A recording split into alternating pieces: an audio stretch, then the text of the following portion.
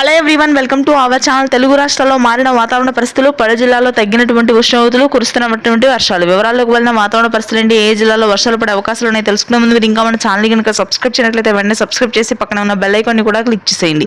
ఇక లేట్ చేయకుండా వివరాల్లో కనుక వెళ్ళినట్లయితే రెండు తెలుగు రాష్ట్రాలను గత 2 రోజులుగా నమోదవుతున్నటువంటి ఉష్ణోగ్రతలు కొంతమేర తగ్గుముఖం పట్టాయి. వర్షాలు నమోదు కానున్నాయి. ఉత్తర తెలంగాణ, మధ్య తెలంగాణ ప్రాంతాల్లో రానున్నటువంటి 4 రోజుల పాటు మోస్తరు నుంచి భారీ వర్షపాతం నమోదయ్యే అవకాశాలు ఉన్నాయి.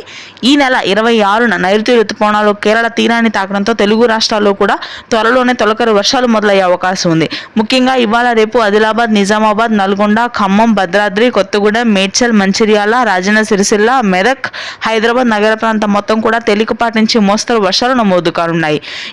మే 16 నుంచి భారీ వర్షాలు తెలంగాణలో కురిసే అవకాశం ఉందని వాతావరణ కేంద్రం వెల్లడించింది.